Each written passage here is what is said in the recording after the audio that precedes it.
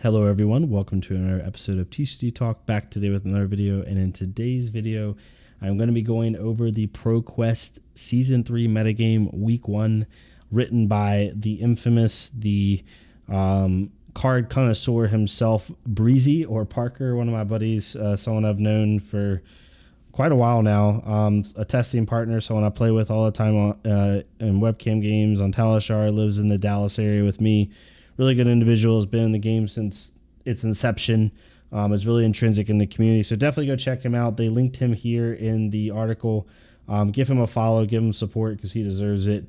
And we're going to check out Parker's article that he wrote. He wrote all of this down, got all the ProQuest information and gave it out to you. This just came out tonight, but you'll be watching it as of tomorrow morning on the 20th, and kind of go from there. But yeah, we finally got week 1. My predictions for week 1, obviously, were that, the big 3 heroes are going to be the big 3, Icelander, Oldheim, and 5. But I thought, honestly, my biggest dark horse prediction was that Lexi would be in the top 3 of wins. Spoiler alert, that did not happen. I was wrong on that. But I did say Oldheim would be first and 5 would be second, which I was pretty close on. So we'll get into it. Parker says, "Hello, my friends. It's Parker.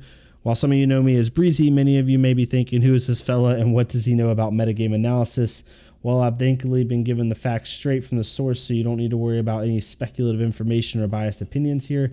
As much as I'd love to tell you Viserai is the best, Parker is a dirty Viserai main. He's a Runeblade main. Don't judge him. I'll be doing that on my own time and let the data speak for itself over the course of 3 weeks together. So he'll be doing the articles for ProQuest season, so definitely give him some support. Basically, he says here that not all the statistics are 100% garnered because some stores only gave incomplete information. Like some stores only showed the winning hero. They didn't show top 8s. However, he did say that 115 local game stores across 32 countries have reported a staggering 4,000 plus player turnout for our first week of ProQuest. Please take into account that many diehard competitors may have played a couple events, so that the true number of individual unique players is unknown at this time. However, if you do math, let's just say it's 4,000 on the dot. It says in the article over 4,000 players, but let's just say 4,000 players on the dot divided by 115 stores. That's on average 34 point, it's like long number. But sorry, I can't do this right. It was 4,000. I did this earlier and now I'm screwing it up. This is fantastic. This is why we do live takes. It's fun. 34.7. So basically 35 on average per ProQuest attended, 35 players. That's pretty awesome. I remember in ProQuest Season 2, that was a pretty big ProQuest, was 30 to 40. And now the average you're looking at is 30 to 40. The game is just growing. It's amazing to see. And it's just pretty awesome. So now we'll get to the part y'all care about, the metagame breakdown. So as you can see here, I had to look at these colors because my half colorblind ass took a while to figure this out. But basically, the top 3 heroes, as you can see, are right here. Fi is at 15%, pretty standard, nothing that we didn't expect. Icelander got second with just below 11%. And then third in the field was actually Dash in total representation at 10.4%. That's pretty honestly where people were expecting. People might have expected, Oldheim to be up there as well. And there were a lot of Oldheims, but honestly, Dash is probably one of the more rising heroes as far as popularity because people thought the power of the deck was very strong. And as you can see here, we have 9% of the field being Dromai, 6% being Dorinthia, almost 7% being Briar, 7% being Bravo. And then over here, we have 7% at Oldheim, 5% at Lexi. So that's the major ones. And then it kind of trickles off. 3% Kano, 2% Katsu pretty much. Let's go. And then we have Viserai over here.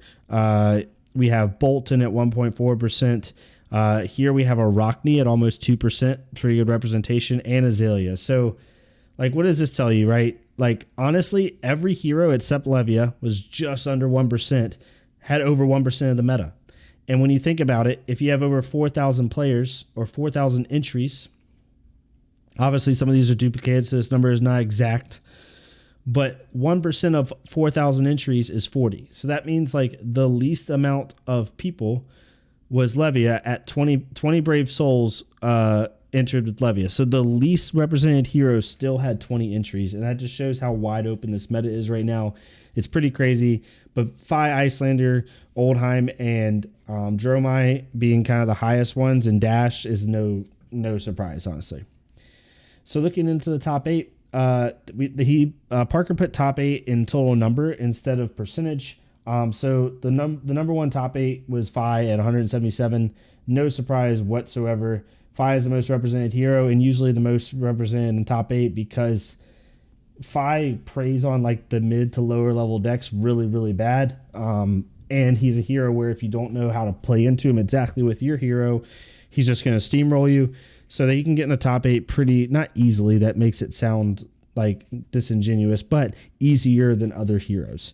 The second most represented hero in top 8 was Icelander at 123, followed by Oldheim at 96.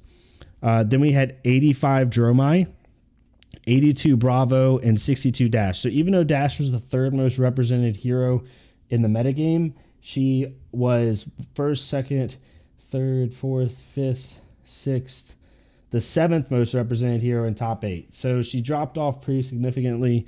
Bravo really performed really well because for overall metagame, Bravo is basically 1, 2, 3, 4, the fifth, the sixth most represented hero, but ended up placing fourth in most top 8s or fifth. So basically pretty similar conversion.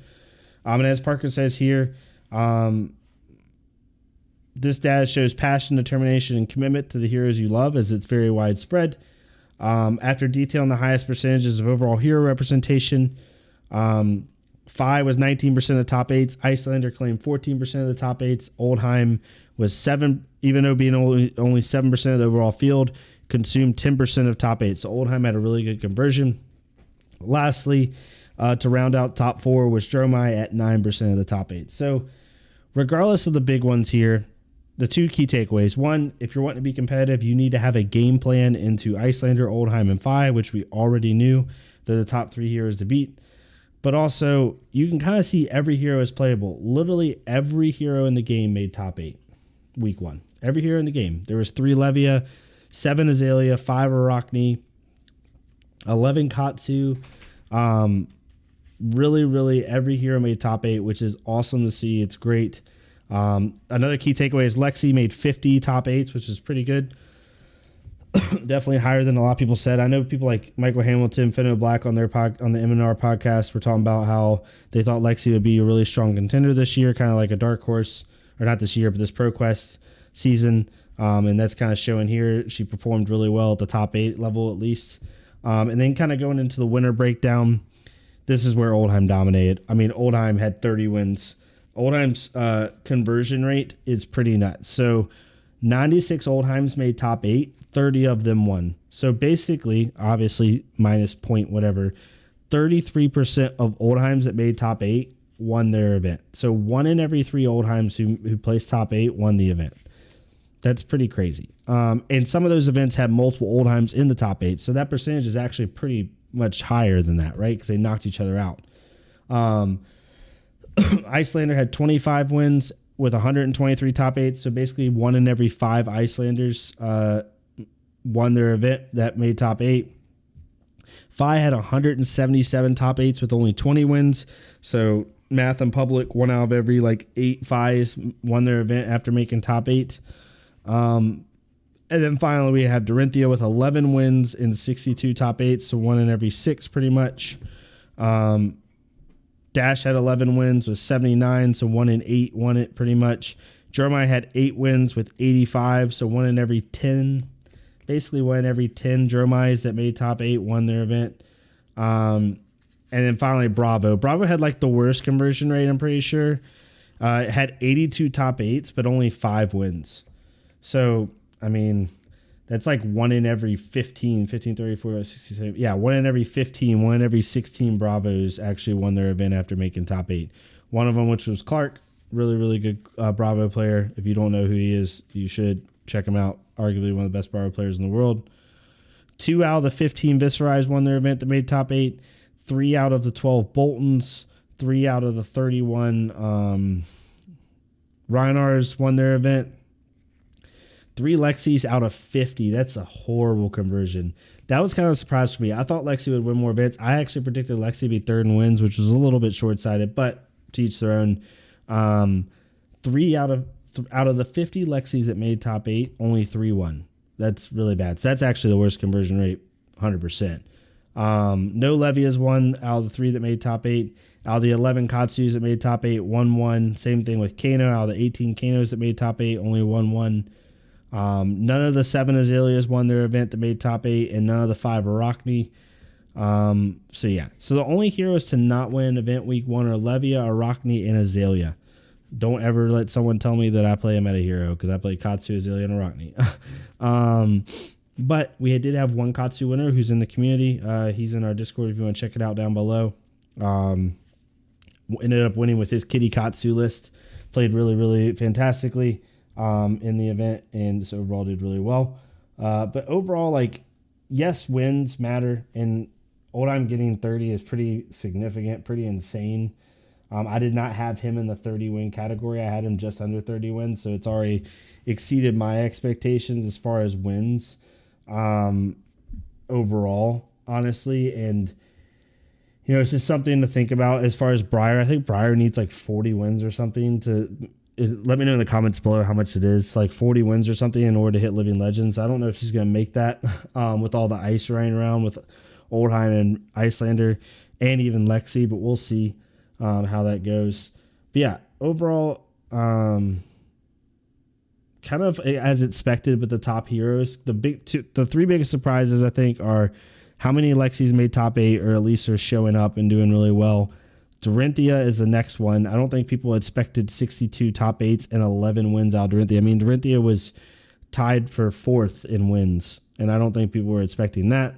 And then the last kind of like surprise to me is like, honestly, the amount of Bravo top 8s too, even though it had a bad conversion, 82 top 8s.